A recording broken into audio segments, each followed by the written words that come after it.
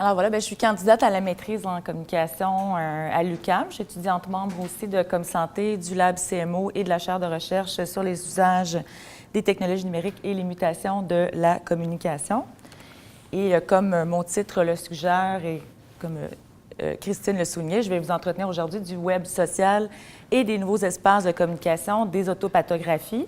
Donc moi, je m'intéresse plus particulièrement au blog Ciao Gunther, que peut-être certains d'entre vous connaissaient déjà, et dont je vais tirer des exemples pour illustrer mon propos aujourd'hui.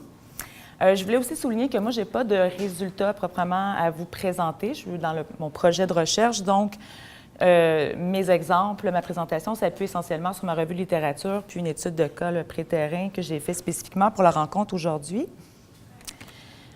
Donc, ceci dit, ce que je vous propose aujourd'hui, c'est une courte définition et un bref historique de l'autopathographie. Je vais vous présenter aussi les caractéristiques, les bénéfices qui sont associés au phénomène de bloguer, entre guillemets, sa maladie. Je vais vous présenter aussi le blog Ciao Gunther et je vais vous soumettre 5 pistes de réflexion sur l'intégration du blog autopathographique dans un contexte de soins. Donc, à savoir comment ça permet de mieux comprendre l'expérience du patient, comment on peut prescrire des blogs autopathographiques, explorer la possibilité d'utiliser le blog comme un outil thérapeutique alternatif, considérer le blog comme un outil de sensibilisation, promotion et prévention, et enfin, envisager le recours au blog dans la recherche comme levier pour recruter des patients. Alors d'abord, je voudrais situer ma réflexion dans un contexte un peu plus large, qui est celui de la parole du patient. Le web social a donné aux patients des tribunes inédites qui mettent de plus en plus en valeur, en visibilité, le récit de la maladie. D'ailleurs, le British Medical Journal disait déjà dans un éditorial en 2004 que la présence en ligne des patients constituait la plus grande révolution technoscientifique des 100 dernières années. Mais bon, est-ce que c'est un phénomène nouveau? Est-ce que c'est propre aux médias sociaux? On le sait, les échanges sur la maladie ont toujours eu lieu dans la sphère privée, mais aussi dans la sphère publique, et on désigne ces récits de la maladie par le terme autopathographie. Alors, qu'est-ce que c'est l'autopathographie? Comme le mot le suggère, ça renvoie au vocable autobiographie et pathographie. Étymologiquement, les racines grecques, auto pour soi-même, patho pour maladie et graphie pour écriture. Donc, on écrit sur sa propre maladie. Et bien qu'on puisse penser que c'est une pratique plus nouvelle avec les blogs, il n'en est rien. On peut remonter au 16e siècle. Montaigne a écrit sur ses calculs rénaux dans ses essais, où il a vraiment documenté au quotidien ses symptômes, ses problèmes de santé, et où il s'est permis aussi de critiquer la médecine. Il disait, entre autres, que les médecins prétendaient en savoir davantage que le patient sur sa maladie, alors que lui, il la documentait tous les jours. Donc déjà, il y avait une critique de la médecine. Et 200 ans plus tard, Rousseau va emprunter un peu la même démarche où, dans ses confessions, il va parler de ses multiples problèmes de santé. Et comme Montaigne, il va critiquer aussi la médecine parce qu'on lui dit que ses troubles sont essentiellement somatiques. Ce qui a causé beaucoup de frustration chez Rousseau, qui va même jusqu'à aller suivre des cours d'anatomie. Et même dans son testament, il va rédiger une note à l'intention des médecins pour leur prouver qu'il avait raison et guider l'examen anatomique de son cadavre. Donc, si vous vous demandez si finalement Rousseau avait raison pour la petite histoire, malheureusement, à l'autopsie, avec les moyens dont on disposait à l'époque, malheureusement ou heureusement, je ne sais pas comment il faut le prendre, mais avec les moyens dont on disposait à l'époque, on n'a pas pu faire de lien significatif avec les revendications de Rousseau. Je vous propose un dernier exemple parce que j'en aurais plusieurs. Là, on part quand même du 16e siècle. C'est un exemple de Frances Burney, qui est une romancière anglaise qui a subi une mastectomie en 1811 à froid, donc sans anesthésie. Oui, qu'elle raconte en détail dans une lettre elle la désigne, cette opération-là, comme étant la terrible opération. On peut comprendre pourquoi. Une opération qui a été faite par 7 médecins, dont le chirurgien en chef de l'armée napoléonienne. Et elle raconte comment aussi elle a été infantilisée dans cette, disons, cette opération qui fut assez pénible. Et elle va décrire en détail son expérience. Elle va joindre tous les documents médicaux qui la concernent et elle va faire circuler dans son entourage féminin. C'est des lettres qui vont être étudiées par la suite dans les Gender Studies et on peut les lire encore aujourd'hui, elles sont exposées au New York Public Library. Alors, j'aurais plein d'exemples comme ça fascinants à vous présenter, mais je vais vous ramener à l'époque plus aujourd'hui. Simplement aussi mentionner que, là, j'ai parlé de textes écrits, mais évidemment, les supports se sont multipliés, diversifiés. Il y a eu de l'art visuel, la photographie, la bande dessinée, etc. Et là, on arrive au web social. Donc, je vous présente là, rapidement les caractéristiques qui font en sorte qu'on peut parler d'un blog autopathographique. Donc, évidemment, il faut avoir une expérience intime de la maladie. Le blog doit être rédigé par un patient ou un proche. Il faut avoir le désir, l'habileté, le temps d'écrire, posséder un ordinateur, un accès Internet, la capacité de créer un blog. Il faut que le blog ait été créé pendant les traitements de la maladie. En termes de récit, bien, ça s'articule autour d'un début, d'un milieu, puis de plus ou moins une fin. Et évidemment, il y a les caractéristiques les plus techniques qui sont communes au blog, c'est-à-dire des entrées fréquentes, archivées, antéchronologiques, etc. En termes de bénéfices, une des premières choses qui est ressortie, qui m'a un peu surprise dans la revue littérature, c'est que les patients blogueurs disaient qu'il y avait vraiment un gain de temps et d'énergie. Donc, une des premières raisons qui les amenait à ouvrir un blog, c'est que de raconter à tout un chacun son état de santé, son parcours de soins, ses traitements, ça devenait quelque chose de très épuisant. Et là, ils préféraient ouvrir un blog, publier un billet, puis inviter amis, collègues, famille à s'informer. Donc, ça permettait aussi de documenter son expérience, de la structurer. Ça devenait aussi un vecteur d'échange d'informations, d'émotions, de stratégies de la vie au quotidien avec la maladie.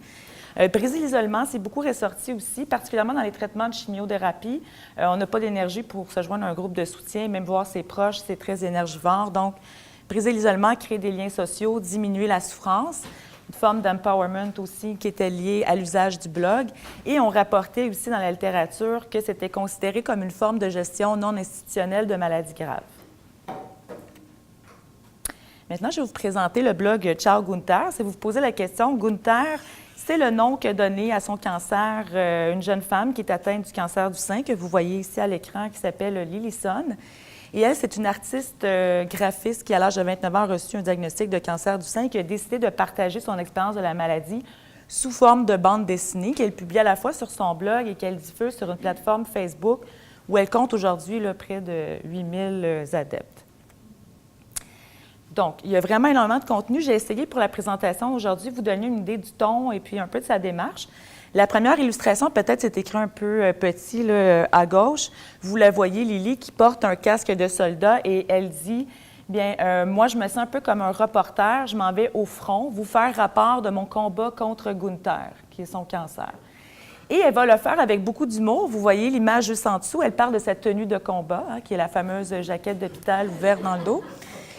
Et ensuite, l'autre image que j'ai mise, c'était pour vous illustrer un peu comment est-ce qu'elle a un travail de vulgarisation.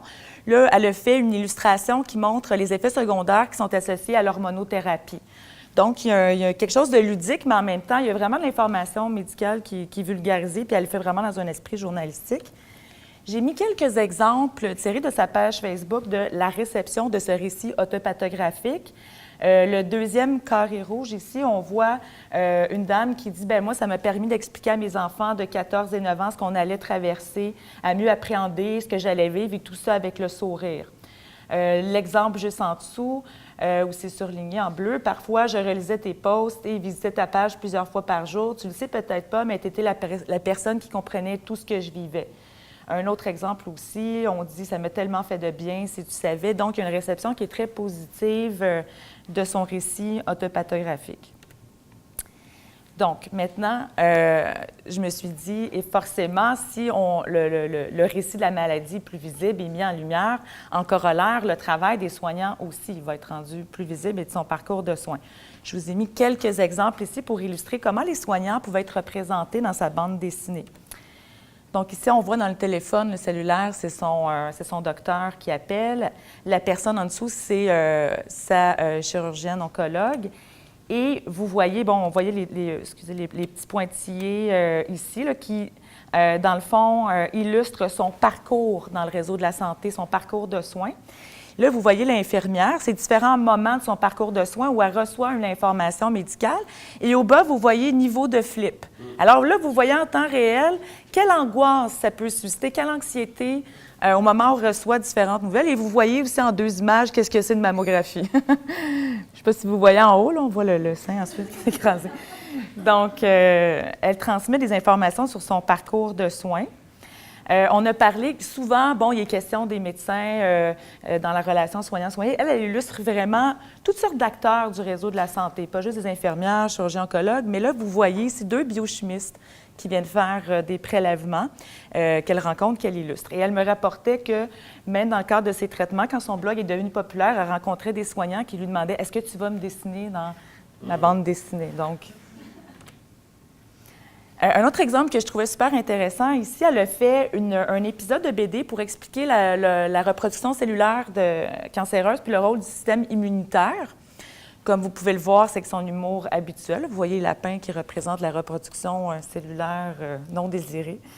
Et elle s'adresse directement aux soignants dans une espèce de mise en garde qu'elle fait au début de sa bande dessinée, où elle dit, bon, tous les protagonistes de cette histoire ne sont que pure fiction. Bref, si tu es médecin, infirmière ou chercheur, ça va, je sais que c'est pas la vérité, j'essaie juste de rendre ça plus sexy. Donc, elle recadre quand même l'information médicale qu'elle essaie de vulgariser, de rendre accessible, puis elle a conscience qu'il peut y avoir des soignants qui vont lire sa bande dessinée, s'adresse donc directement à eux. Ceci dit, je vais vous présenter maintenant mes 5 pistes de réflexion. Donc, le blog autopathographique pourrait permettre une meilleure compréhension de l'expérience du patient du point de vue du soignant. Là, je vous ai mis une BD complète. Je vais passer là, quand même rapidement, mais pour bien vous illustrer ce point-là. Alors ici, vous voyez, elle rencontre un chirurgien plastique et sa chirurgienne oncologue qui, après les salutations d'usage, l'invite tout de suite à se déshabiller. Et ils commencent à commenter sa cicatrice, qui l'a fait, etc. Et là, ils poursuivent en échangeant d'informations médicales à son sujet, mais en faisant abstraction de sa présence. On le voit, elle est comme plus pâle, puis on voit qu'il se passe quelque chose où elle n'est pas interpellée dans les échanges. Et elle dit je me demande combien de personnes auront vu mes seins à la fin de cette aventure. J'ai l'impression d'être un bout de viande et ma notion d'intimité et de pudeur est complètement foquée. » Ensuite, on retourne vers elle et on lui explique qu'on va lui faire une reconstruction avec prothèse, puis que peut-être elle va pouvoir éviter la radiothérapie. Alors, elle, dans sa tête, c'est ce qu'elle voit. Elle dit « Oh, quelle chance, je vais pouvoir me diriger directement à la case 42 qui dit « Fin des gros traitements ». Alors, on poursuit l'explication. On lui dit « Je vais introduire une prothèse de silicone que je vais faire tenir avec un derme cadavérique. » Et c'est là que ça se gâte. Alors, Lily, tout ce qu'elle entend, c'est cadavérique. Et à ce moment-là, on voit très bien, le médecin lui dit du calme, il essaie de lui expliquer, de lui transmettre des informations sur le soin, le traitement, son intervention. Et elle, tout ce qu'on voit, c'est humain et cadavre. Donc, elle ne retient aucune des informations qui lui sont transmises à ce moment-là. Tout ce qu'elle voit dans sa tête, c'est ceci. Et quand le médecin lui demande « je réserve une date pour l'intervention », on comprendra qu'elle n'a peut-être pas saisi tout à fait quel était le soin, le traitement, l'intervention auquel on lui demande de consentir. Donc, ce que j'ai vu dans la littérature, c'est qu'on disait que la lecture de ce type de récit autopathographique pourrait permettre aux soignants d'avoir une meilleure compréhension du vécu du patient. Peut-être, sans doute, pour le chirurgien, un derme cadavérique, ça fait partie de son quotidien, ça fait partie des interventions peut-être de routine, mais un patient qui entend ça pour la première fois, on comprend que ça peut créer un choc. Donc, de travailler au niveau de l'empathie, de la fatigue de compassion, c'est ce qui est ressorti dans la revue Littérature. Maintenant, est-ce qu'on peut prescrire un blog autopathographique? Il semble que oui, il commence à avoir déjà des pratiques dont Lily, l'auteur du blog, m'a d'ailleurs rapporté que des soignants, qu'ils soient ses soignants à elle ou d'autres soignants, lui, partageaient le fait qu'ils avaient recommandé son site à des patients. J'ai fait quand même un petit peu de recherche pour voir est-ce qu'il y avait d'autres traces. J'en ai trouvé une notamment sur sa page Facebook de Lily, où il y a une des adeptes de la page qui dit « Je t'ai découvert à l'Institut Paoli-Calmette à Marseille, conseillé par mon hémato. » Et après, d'ailleurs, ils vont échanger un peu sur l'identité de cet hémato en question. Et j'ai trouvé aussi un blog d'une infirmière qui s'appelle C'est l'infirmière, qui témoigne qu'elle donne en référence le site Charles Gunther à ses patientes atteintes d'un cancer, que ce soit du sein ou non, et que les réactions sont unanimes, qu'ils trouvent ça génial. Puis l'humour, ça revient beaucoup comme étant une façon aussi de dédramatiser l'expérience du cancer. Maintenant, comme outil thérapeutique alternatif, j'ai mis un point d'interrogation parce que c'est très embryonnaire. C'est des choses que j'ai vues dans la revue littérature puis qui commencent à émerger, mais assurément, il commence à avoir des pistes de recherche sur l'utilisation des blogs autopathographiques puis leur intégration aux soins, dans le sens où on remarque que les jeunes patientes ne vont pas se tourner vers les groupes de soutien, ou beaucoup moins parce que ça ne leur correspond pas. D'ailleurs, Lily, quand on lui a proposé à l'hôpital de joindre un groupe de soutien, elle leur a dit « Bien non, merci, j'ai déjà 5000 personnes qui me soutiennent sur Internet ». Donc, c'est une génération qui va se tourner peut-être plus spontanément vers ce type de plateforme-là.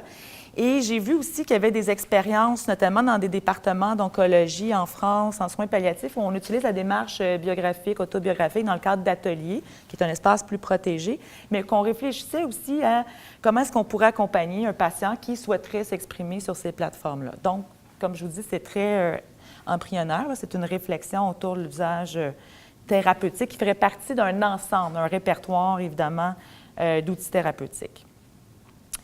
Maintenant, si on va à un autre bout, dans le fond, du continuum de la santé, plus dans un registre de promotion, prévention, dans le cas du blog Charles Gunther, ce qui est particulier, c'est qu'elle a connu vraiment un succès qui déborde le web social. Elle a publié déjà 2 livres qui sont tirés de sa BD sur le web. Il y a un 3e qui s'en vient. Elle a été invitée sur différentes tribunes, radio, télé, presse écrite, puis aussi dans des événements de sensibilisation, de levée de fonds. Donc, puis elle va porter beaucoup la parole, à savoir l'auto-examen du sein. Elle devient comme une espèce d'ambassadrice. Elle devient comme façon de faire de la promotion, prévention aussi auprès du public qui la suit, puis d'ailleurs qu'elle rencontre dans toutes sortes d'activités publiques dont elle m'a témoigné aussi, signature de livres, etc. Donc, ça pourrait être un moyen à explorer, de voir comment est-ce qu'on peut conjuguer nos efforts avec des ambassadeurs patients pour faire de la promotion-prévention auprès du grand public. Mon dernier point porte sur la recherche, le recrutement de patients. Alors, j'ai des petits exemples à vous proposer. Lily a travaillé avec Sentinelle, qui est une plateforme qui est exclusivement dédiée à la recherche sur le cancer. Et elle met en relation des chercheurs avec des femmes qui étaient malades ou non. Donc, Lily, comme vous pouvez voir, elle a fait un épisode de bande dessinée où elle invitait les gens, son lectorat, à aller remplir un questionnaire sur le site. J'ai mis un autre exemple aussi d'une autre recherche en psycho-oncologie où on recherchait des participantes, puis on avait demandé à Lily de publier l'annonce sur sa page Facebook. Et très, très rapidement, dans les 2 cas, ils ont atteint les quotas qu'ils souhaitaient obtenir pour les différents volets de la recherche. Donc, il y a eu une réponse très rapide. C'est clair qu'il y a un public cible, hein? On est vraiment dans un créneau. Donc, c'est intéressant de voir aussi qu'il y a d'autres formes de participation, outre la publicisation là, des projets de recherche qui sont possibles. Entre autres, bon, j'ai mis un exemple ici de Lily qui a fait une illustration pour la page de journal Facebook de Sentinelle, donc c'est elle qui l'a fait. Puis elle me rapportait aussi qu'il y a un groupe de recherche en oncologie qui l'ont approché pour produire un document de vulgarisation qui serait remis, distribué à des patients. Donc, il y a des pistes, je pense, intéressantes aussi à explorer du côté de la recherche. Donc, bien voilà, en conclusion, le blog autopathographique pourrait permettre une meilleure compréhension de l'expérience du patient et éventuellement avoir un impact positif sur la relation soignant-soigné. Ça peut aussi peut-être devenir un outil d'intervention, assurément de sensibilisation, mais à ce stade-ci, c'est sûr qu'il faut poursuivre la recherche puis les réflexions sur ces nouveaux usages et les espaces de communication, parce que les meilleures pratiques sont encore à inventer. Alors, voilà.